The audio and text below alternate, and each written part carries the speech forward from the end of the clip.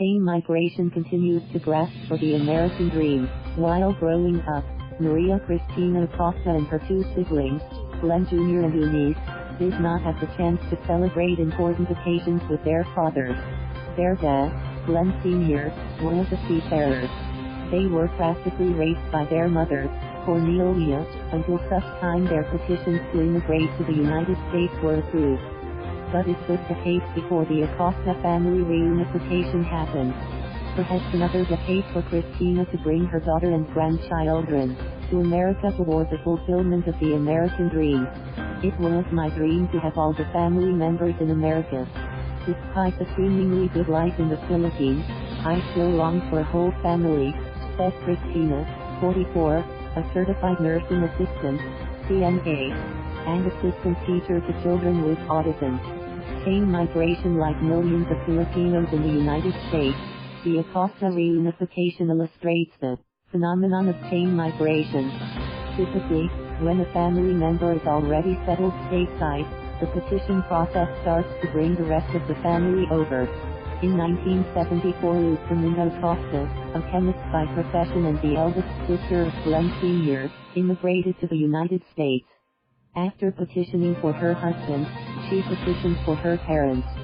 In turn, the parents petitioned for the remaining children in the Philippines. All 8 siblings, including my father, are now American citizens.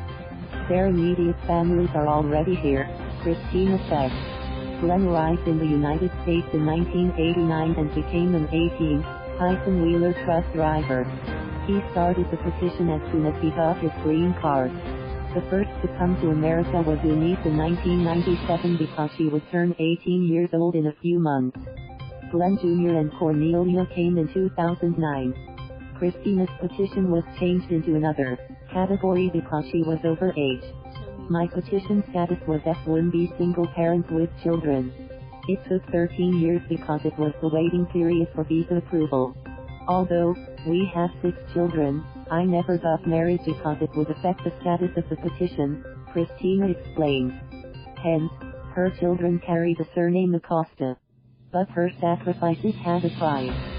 Cristina and the father of her children drifted apart. Joanna, her eldest daughter, was left behind because she was over age. On July 27, 2013, Cristina and her 5 kids, Janine Patricia, Justine Pearl, John Christian, Mark Joshua, and Christopher arrived in Daly City, California, whose population is 32% Filipino. Chain migration is the result of the U.S. Congress decision in 1957 to prioritize the admission of non-nuclear, extended family members in U.S. immigration policy. It allows each immigrant to petition for the parents, siblings and their families, and adult children and their families. According to the Excite number SUSA, this system resulted in an unlimited chain migration, which comprises 67% of total immigration to the United States over the past 10 years, in which the family preference categories were oversubscribed. Single parent is a supermom. Settling down in America is difficult. The perception of the land of milk and honey is not true after all. One must work really hard to get the milk and honey, especially if one has 5 kids and is the sole breadwinner, like Cristina. She waited for her Social Security number, SSN, before she was able to work. I worked 3 jobs. Papa Glenn helped us too when we stayed in his place for 3 years. The elder kids who had part-time jobs then were helping me in paying the bills, Cristina recalled.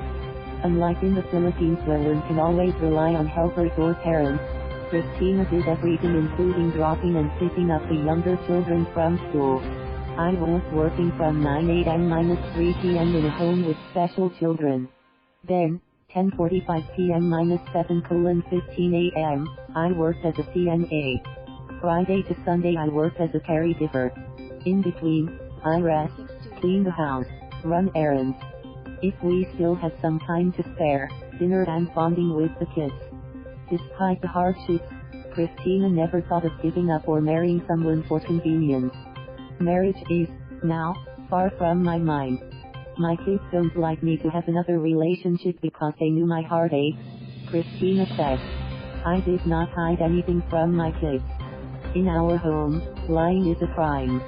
They can voice out their opinions and share their thoughts, Cristina shares. Cristina also admits that her kids may have some regrets, but they don't dwell on that. Instead, they are acknowledging the sacrifices she made to get them all to the United States. I have to sacrifice my personal happiness for the sake of my kids. I have suffered for a long time just to keep my family intact. Presently, only my kids are my family, Cristina said. The pain continues. However, despite this, Cristina and her family's journey to reunification is far from over.